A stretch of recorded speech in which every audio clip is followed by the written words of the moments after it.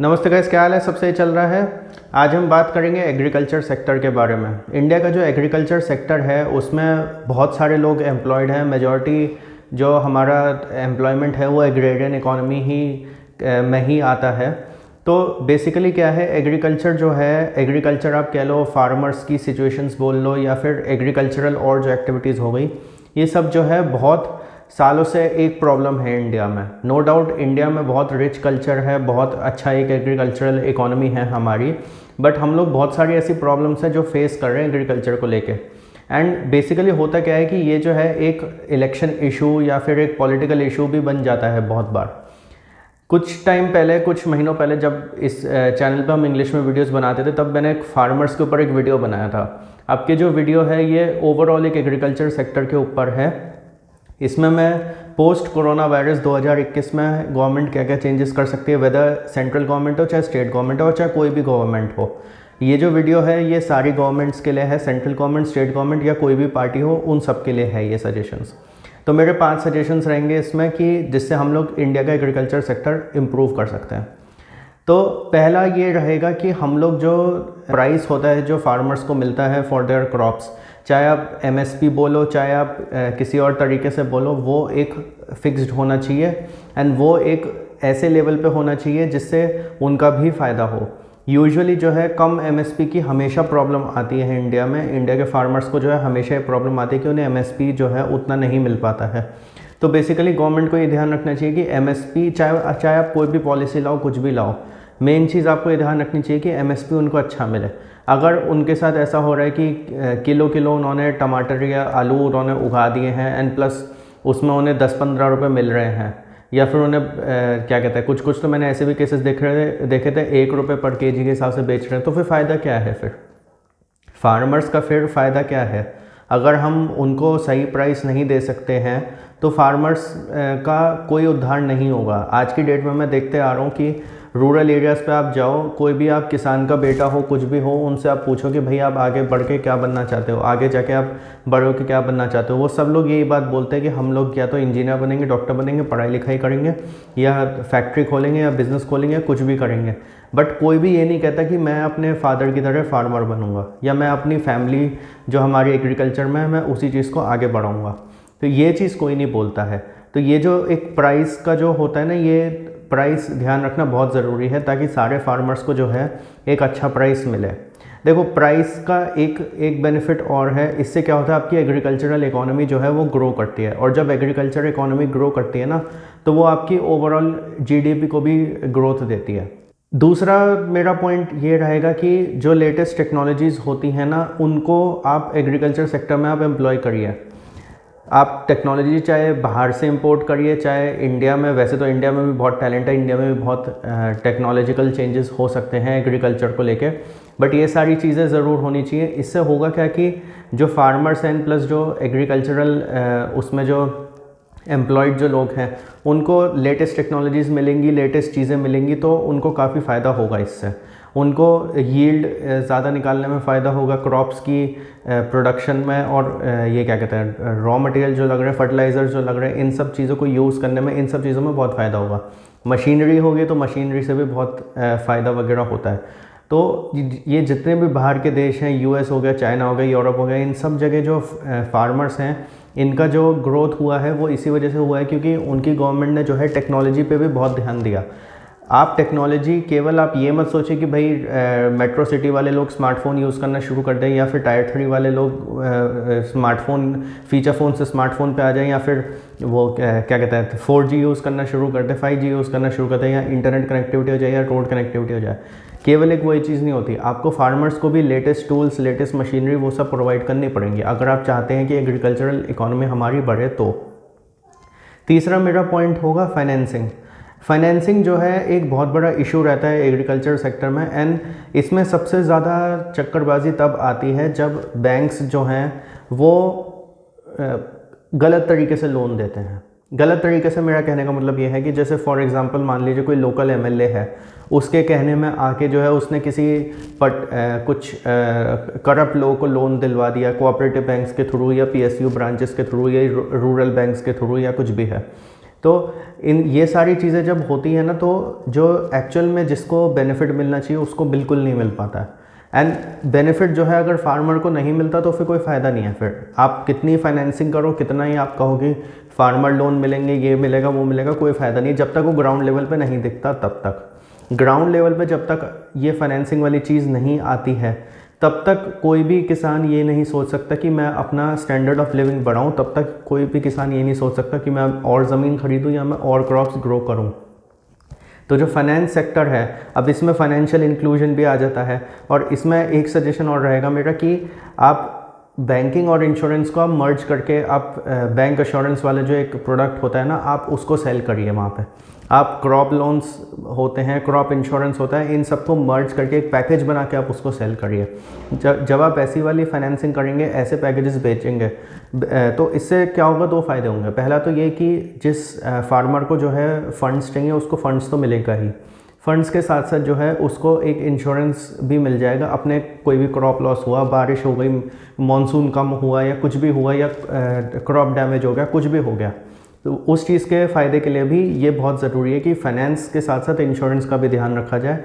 And indirect financing को आप insurance के साथ क्लब करके ही फार्मर्स को आप दीजिए। चौथा मेरा सजेशन ये रहेगा कि स्टोरेज जो फैसिलिटीज़ है ना, वो आप इम्प्रूव करिए। चाहे वो कोल्ड स्टोरेजेस हो, मैंने अभी कोल्ड स्टोरेज के ऊपर वीडियो भी बनाया था, चाहे कोल्ड स्टोरेजेस हो, चाहे अलग तरीके के स्टोरेजेस हों। एंड कोल्ड स्टोरेजेस के साथ साथ मैं बोलूँगा इंफ्रास्ट्रक्चर भी।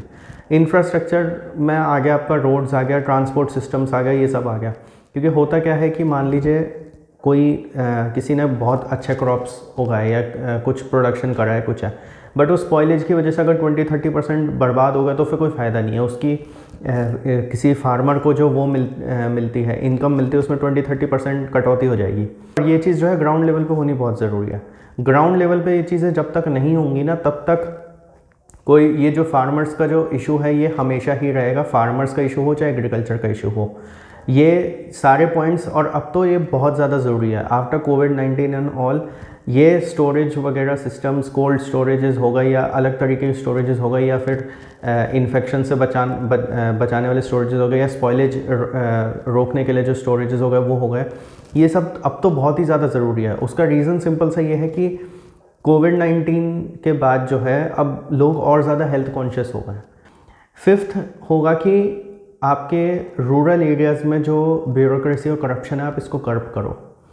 क्या होता है, देखिए, अगर आप लोग ये रूल बनाएंगे कि भाई हम ये सब्सिडी देंगे, वो देंगे, ये है, वो है, फलाना ढिमका, वॉटेवर, बट जब तक वो ग्राउंड लेवल पर नहीं पहुंचता ना, तब तक कोई भी आदमी खुश नहीं होता है। तब तक वो एक इशू बना ही रहता है कि भाई ये चीज़ हमें नहीं मिल रही है। तो आप ये चीज़ ग्राउंड लेवल पे कैसे आएगी? ये चीज़ ग्राउंड लेवल पे आती है जो गवर्नमेंट एम्प्लॉयज़ होते हैं, चाहे वो बैंक वाले हों, चाहे इंश्योरेंस वाले हों, चाहे क्रॉप लोन वाले हों, चाहे प्रोडक्शन वाले हों, चाहे वो गवर्नमेंट ऑफिसर्स हों, चाहे एनवायरनमेंट क्लियरेंस वाले हों, चाहे और भी रूरल एरिया में काम करने वाले गवर्नमेंट ऑफिशियल्स हों। इन सब के नेचर के ऊपर भी डिपेंड करता है। अगर ये सब ब्यूरोक्रेसी करप्शन नहीं करेंगे तो फार्मर्स का बहुत उद्धार हो सकता है। ब्यूरोक्रेसी करप्शन बहुत ज़्यादा एक बहुत मेजर चंक ऑफ जीडीपी उड़ा के ले जाता है। Because of bureaucracy and corruption हम लोग बहुत लॉसेस हो जाते हैं हम लोग के। तो इन चीज़ों का हमें ध्यान रखना बहुत ज़रूरी है कि ब्यूरोक्रेसी करप्शन बिल्कुल ज़ीरो हो। और एक चीज़ और है, कोई भी बेनिफिट अगर ट्रांसफ़र हो रहा है, चाहे वो अब जैसे जनधन योजना था, बहुत अच्छा एक वो था, इनिशिएटिव था, इससे सबको जो है डायरेक्ट कैश ट्रांसफर्स आ रहे हैं अपने अकाउंट में। तो इसमें जो ब्यूरोक्रेसी और करप्शन का जो प्रॉबिलिटी है वो कम हो गई है। बट है क्या कि अगर आप लोग कोई और तरीके की सब्सिडी दे रहे हो, या तो आप सीधा अकाउंट में दो तो ठीक है। बट अगर आप मान लीजिए इनडायरेक्ट फाइनेंसिंग कर रहे हो, क्रॉप इंश्योरेंस कर रहे हो, किसान क्रेडिट कार्ड कर रहे हो, या कुछ भी कर रहे हो, या आप स्टोरेज फैसिलिटी दे रहे हो, कुछ भी कर रहे हो, उसमें अगर आपने कुछ ऐसा रूल बना दिया कि भाई ये किसान को अलग मिलेगा, इनको अलग मिलेगा, अमीर किसानों के लिए कुछ, गरीब किसानों के लिए कुछ, मिडिल क्लास किसानों के लिए अलग, इस कास्ट के लिए अलग, उस कास्ट के लिए अलग, ये रिजर्वेशन अलग, वो रिजर्वेशन अलग, तो बहुत ज़्यादा ब्यूरोक्रेसी और करप्शन होगी। बिकॉज होता क्या है, अगर आप लोग ये कह दो कि भैया ये एक सब्सिडी है जो सारे किसानों को मिलेगी, चाहे वो अमीर हो चाहे गरीब हो चाहे कुछ भी हो, नो डाउट बहुत सारे लोग ये बात बोलते हैं कि अरे यार अमीर किसानों को हम क्यों सब्सिडी दें, या अमीर जो रूरल एरियाज़ में जो अमीर लोग रह रहे हैं जिनके पास बहुत ज़मीन है उनको हम इतना क्यों दें, उनको हम सब्सिडीज़ वगैरह क्यों दें। बट द थिंग इज़ कि इससे सबसे ज़्यादा फ़ायदा अगर किसी का होता है ना तो वो गरीब किसान के गरीब लोगों का ही होता है। उसका रीज़न ये है कि जो गवर्नमेंट ऑफिसर बैठा होता है ना वो ये मेकआउट नहीं कर सकता कि आप गरीब किसान हो या अमीर किसान हो। जैसे ही आपने ये चीज़ एक लगा दी कि भैया जो गरीब किसान है उसको आपको सब्सिडी देनी है, जो अमीर है उसको नहीं देनी है, तो जब वो गरीब किसान आता है ना गवर्नमेंट ऑफिसर के पास, तो वो फिर गवर्नमेंट ऑफिसर कहेगा अरे जी 100 रुपये दो, 200 रुपये दो, ये दो वो दो, आपको तो सब्सिडी मिल रही है, हमारा भी कुछ फ़ायदा होना चाहिए, हमारे भी खर्चा पानी का कुछ दो एंड ऑल दैट। बट अगर आपने एक यूनिफॉर्म रूल बना दिया कि भाई चाहे कोई किसान कैसा भी हो आपको उसको सब्सिडी देनी है, चाहे वो अमीर हो गरीब हो मिडिल क्लास हो कुछ भी हो, चाहे वो उसके क्रॉप्स अच्छे हों बुरे हों वॉटेवर, तो उसमें क्या होता है कि गवर्नमेंट ऑफिसर को हर किसी को देना ही पड़ेगा। तो ये मेरे 5 सजेशंस थे। और मैं एक चीज़ और बोलना चाहूँगा, इन 5 सजेशंस के अलावा जो फार्मर्स वाला मैंने एक वीडियो बनाया था वो और ये थोड़ा बहुत ऑलमोस्ट सेम ही है, बट ये है कि वो वाला इंग्लिश में था, ये हिंदी में था। एंड सबसे बड़ी बात है अब ये कोरोना वायरस के बाद 2021 से ये वाले स्टेप्स लेना अब और ज़्यादा ज़रूरी है। हम लोग रोड नेटवर्क इंफ्रास्ट्रक्चर के मामले में धीरे धीरे प्रोग्रेस हो रही है, धीरे धीरे टेक्नोलॉजिकल प्रोग्रेस हो रही है, बट अभी भी उस स्टेज पे नहीं पहुंची है कि हम लोग जो हैं एग्रीकल्चर सेक्टर को पूरी तरीके से वो कर सकें, एक पूरा एक्सपैंड कर सकें, पूरा ग्रो कर सकें। इंडिया के पास इतना पोटेंशियल है, इतना पोटेंशियल है, मैं आपको बता नहीं सकता हूँ। एग्रीकल्चर में अगर हम फुल फ्लेज घुस गए ना तो हम लोग दुनिया के बड़े बड़े देशों को एक्सपोर्ट कर सकते हैं चीज़ें। आपको एक चीज़ और बताना चाहूँगा मैं, एग्रीकल्चर सेक्टर का ये वीडियो बनाने का एक रीज़न और है मेरा। केवल ये नहीं है कि जो लोग एग्रीकल्चर सेक्टर में उनका ग्रोथ हो एंड प्लस गवर्नमेंट उनके लिए स्टेप्स ले। एक चीज़ और है, मैंने अभी एक किताब ख़त्म करी है चाइनाज़ इकोनॉमी करके, उसमें एक चीज़ बताई गई थी कि 1981 में और 2011 में 30 साल के अंदर चाइना में 84 करोड़ लोग ऐसे थे 1981 में जो पावर्टी लाइन से नीचे थे, एंड विद इन 30 ईयर्स वो 90% ऊपर उड़ गए। मतलब वो जो 84 करोड़ थे अब वो 8.4 करोड़ रह गए। ये क्यों हुआ? उसमें सबसे बड़ा रीज़न था एग्रीकल्चर सेक्टर का ग्रोथ होना। और उसमें बुक में ये चीज़ बताई गई थी कि एग्रीकल्चर सेक्टर जब आपका ग्रो होता है ना तो आपका क्या होता है कि फार्मर्स की अगर इनकम बढ़ेगी या रूरल एरियाज़ में जो लोग हैं उनकी इनकम अगर बढ़ेगी तो वो बैंक में और पैसा रखेंगे। जब वो बैंक में पैसा रखते हैं तो बैंक के पास और पैसा होता है छोटे बिजनेसमैन को लोन देने के लिए। तो छोटे बिजनेसमैन को जब लोन दिया जाएगा तो उनके बिज़नेस बढ़ेंगे, फिर उनके जब बिज़नेस बढ़ेंगे तो वो अलग पैसे वो करेंगे। तो उससे होता क्या है, वो होते होते एक ऐसा इफेक्ट होता है वो पूरा आपकी मेन जीडीपी को ही कंट्रीब्यूट कर देता है। छोटे बिज़नेस खुले, छोटे बिज़नेस से कुछ लोग ऐसे होते हैं जो टायर 3 सिटी चले जाते हैं, टायर 3 से टायर 2 चले जाते हैं, फिर टायर 2 से टायर 1 चले जाते हैं। ये बिल्कुल ऐसा है कि आप एक गाड़ी चला रहे हो, है ना, और आपको गाड़ी जब आपको 5th गियर पे लेके जानी है तो आप गाड़ी पहले स्टार्ट करोगे। आपने गाड़ी स्टार्ट करी, वो है आपका एग्रीकल्चर सेक्टर। आपने 1st गियर लगाया, वो है आपका एग्रीकल्चर सेक्टर या रूरल एरियाज़ में जो लोग हैं उनकी इनकम आपने बढ़ा दी। 2nd गियर तब होता है जब वो आपकी एग्रीकल्चर इनकम जो है आपकी टायर 3 सिटी की इनकम बढ़ा देती है।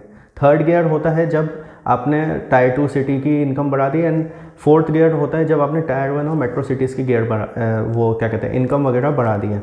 एंड 5th गियर होता है कि आपने अपनी इकोनॉमी ऐसी कर ली है कि अब आप इंटरनेशनली आप सेल कर सकते हो, एक्सपोर्ट कर सकते हो। तो एग्रीकल्चर सेक्टर को जो है ग्रो करना किसी भी इकोनॉमी के लिए, इंडिया के लिए नहीं, किसी भी इकोनॉमी के लिए बिल्कुल ऐसा है कि आपको गाड़ी 5वें गियर पे चलानी है, एंड आपको 5वें गियर पे चलाने से पहले आपको गाड़ी स्टार्ट करनी पड़ेगी। 1st gear, 2nd gear, 3rd, 4th, फिर 5th गियर पे आपको आना पड़ेगा। चाइना से हम लोग ये चीज़ सीख सकते हैं कि उनकी जो भी ग्रोथ हुई है उसमें सबसे बड़ा मेन फैक्टर एग्रीकल्चर सेक्टर ही था, और एग्रीकल्चर सेक्टर ही वो स्टार्टिंग पॉइंट है जिससे आप अपनी ओवरऑल इकॉनमी, ओवरऑल जीडीपी को आप बढ़ा सकते हो। मैं जानता हूँ अभी 24% माइनस में जीडीपी आई है, बट अगर हमने एग्रीकल्चर सेक्टर को एक्सेलरेट कर दिया, एग्रीकल्चर सेक्टर पे हमने सबसे ज़्यादा फोकस करा, तो हमारी इकॉनमी धीरे धीरे बहुत ज़्यादा बढ़ जाएगी। तो आई होप ये वीडियो आपको पसंद आया हो। इसके अलावा कोई और सजेशंस हो, फीडबैक हो, कुछ भी हो, वो भी लिखिएगा, लाइक करिएगा वीडियो को, share this video with all your friends, and specially उन लोगों के साथ जो लोग या तो टायर 3 सिटी में या फिर रूरल एरियाज़ में जो फार्मिंग में इन्वॉल्व है, उनसे ज़रूर ये वीडियो शेयर करिएगा। Thank you for watching the video.